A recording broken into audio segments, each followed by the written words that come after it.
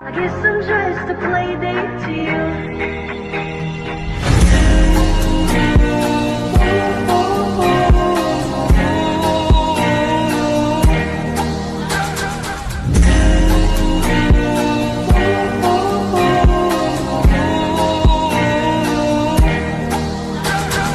Wake up in your bedroom and there's nothing left to see. Assalamualaikum warahmatullahi wabarakatuh. Kami dari kelompok 8, kami akan membahas karakteristik perkembangan sosial masa remaja serta implikasinya dalam pendidikan. Sebelum itu, kami akan memperkenalkan diri kami dengan saya sendiri, Dita Febriana dari Fakultas Keguruan dan Ilmu Pendidikan, Prodi Pendidikan Ekonomi. Assalamualaikum warahmatullahi wabarakatuh. Perkenalkan, nama saya Andi Nurjana, Fakultas Keguruan dan Ilmu Pendidikan, Prodi Pendidikan Ekonomi B. Perkenalkan, nama saya Nanda Indah Nurusa Fitri dari Program Studi Pendidikan Ekonomi. Masa remaja. Masa remaja adalah masa transisi atau peralihan dari anak-anak menuju dewasa. Masa ini juga disebut masa mencari identitas. Pengertian remaja menurut tokoh Elizabeth B. Hurlock. Istilah masa remaja dari kata lain adalah adolesken. Kata bendanya adolescentia yang berarti remaja tumbuh menjadi dewasa. Piaget mengatakan secara psikologis, masa remaja adalah usia di mana individu berintegrasi dengan masyarakat dewasa. Usia di mana anak tidak merasa di bawah tingkat orang-orang yang lebih tua, melainkan berada dalam tingkat yang sama. Remaja menunjukkan perilaku coba-coba tanpa memikirkan dampaknya. Reaksi dan ekspresi emosional yang masih labil dan belum terkendali bisa mengakibatkan tertekan dan bermuram durja, atau justru dia menjadi orang yang berperilaku agresif. Pertengkaran dan perkelahian sering kali terjadi akibat dari ketidakstabilan. Pengertian perkembangan sosial. Hubungan sosial merupakan hubungan antar manusia yang saling membutuhkan. Semakin dewasa kebutuhan manusia menjadi kompleks, dan dengan demikian tingkat hubungan sosial juga berkembang menjadi sangat kompleks. Abu Ahmadi berpendapat bahwa perkembangan sosial telah dimulai sejak manusia itu lahir. Perkembangan sosial akan menekankan perhatian kepada pertumbuhan yang bersifat progresif. Sebagai contoh, anak manusia saat dilahirkan, anak akan senyum saat disapa. Hal ini yang membuktikan adanya interaksi sosial antara anak dan lingkungannya. Faktor-faktor mempengaruhi perkembangan sosial. Yang pertama, keluarga. Keluarga merupakan lingkungan pertama yang memberikan pengaruh terhadap berbagai aspek perkembangan anak, termasuk perkembangan sosialnya. Kondisi dan tata cara kehidupan keluarga merupakan lingkungan yang kondusif bagi sosialisasi anak.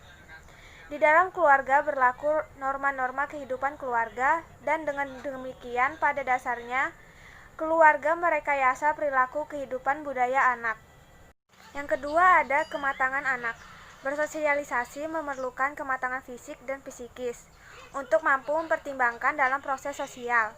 Memberi dan menerima pendapat orang lain memerlukan kematangan intelektual dan emosional. Di samping itu, kemampuan berbahasa ikut pula menentukannya. Yang ketiga, ada status sosial ekonomi. Kehidupan sosial banyak dipengaruhi oleh kondisi atau status kehidupan sosial keluarga dalam lingkungan masyarakat. Masyarakat akan memandang anak bukan sebagai anak yang independen, akan tetapi dipandang dalam konteksnya yang utuh dalam keluarga anak itu. Secara tidak langsung dalam pergaulan sosial anak, masyarakat dan kelompoknya akan memperhitungkan norma yang berlaku di dalam keluarganya. Dari pihak anak itu sendiri, perilakunya akan banyak memperhatikan kondisi normatif yang lebih ditanamkan oleh keluarganya. Sehubung dengan itu, dalam kehidupan sosial, anak akan senantiasa menjaga status sosial dan ekonomi keluarganya. Dalam hal tertentu, maksud menjaga status sosial keluarganya itu mengakibatkan menempatkan dirinya dalam pergaulan sosial yang tidak tepat. Hal ini dapat berakibat lebih jauh, yaitu anak menjadi terisolasi dalam kelompoknya. Akibat lain, mereka akan membentuk kelompok elit dengan normanya sendiri. Yang keempat ada pendidikan. Pendidikan merupakan proses sosialisasi anak yang terarah. Hakikat pendidik sebagai proses pengoperasian ilmu yang normatif akan memberikan warna kehidupan sosial anak di dalam masyarakat dan kehidupan mereka di masa yang akan datang. Pendidikan dalam arti luas harus diartikan bahwa perkembangan anak dipengaruhi oleh kehidupan keluarga, masyarakat, dan kelembagaan. Penanaman norma perilaku yang benar secara sengaja diberikan kepada peserta didik yang belajar di kelembagaan pendidikan atau sekolah. Kepada peserta didik bukan saja dikenalkan kepada norma-norma lingkungan dekat, tetapi dikenalkan kepada norma kehidupan bangsa atau nasional, dan norma kehidupan antar bangsa. Etik pergaulan membentuk perilaku kehidupan bermasyarakat dan bernegara. Yang kelima, ada kapasitas mental, emosi, dan inteligensi. Kemampuan berpikir banyak mempengaruhi banyak hal, seperti kemampuan belajar, memecahkan masalah, dan berbahasa. Anak yang berkemampuan intelektual tinggi akan berkemampuan berbahasa secara baik. Oleh karena itu, kemampuan intelektual tinggi, kemampuan berbahasa baik, dan pengendalian emosional secara seimbang sangat menentukan keberhasilan dalam perkembangan sosial anak. Sikap saling pengertian dan kemampuan memahami orang lain merupakan modal utama dalam kehidupan sosial, dan hal ini dengan mudah dicapai oleh remaja yang berkemampuan intelektual tinggi. Karakteristik perkembangan sosial masa remaja menurut para tokoh yaitu Fatimah Enung 2688 menyatakan bahwa karakteristik perkembangan sosial remaja meliputi mulai memahami nilai dan norma pergaulan dalam kelompok remaja, kelompok anak-anak, kelompok orang dewasa, dan kelompok orang tua. Menonjolnya fungsi intelektual dan emosional. Kedua, Erikson mengemukakan bahwa perkembangan remaja sampai jenjang usia dewasa melalui 8 tahapan perkembangan. Perkembangan remaja berada pada tahap ke-6 dan ke-7, yaitu masa menemukan jati diri dan memiliki kawan akrab. Ketiga, Ali Muhammad dan Muhammad Asrori.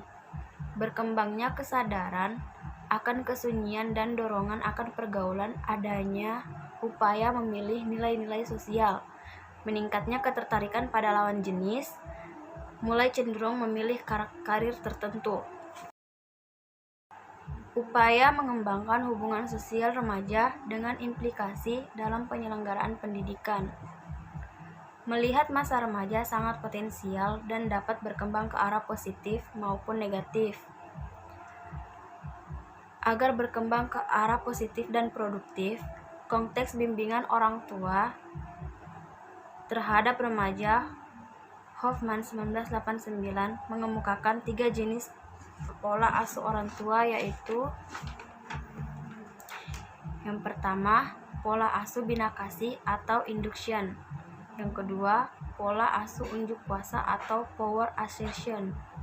Yang ketiga, pola asuh lepas kasih atau love withdrawal.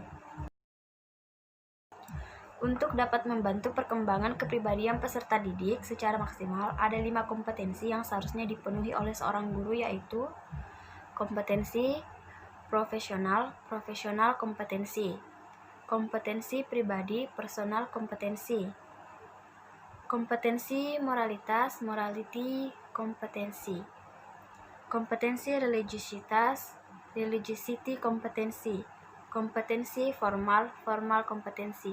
Sekian materi yang dapat kami sampaikan, lebih dan kurangnya mohon dimaafkan. Wassalamualaikum warahmatullahi wabarakatuh.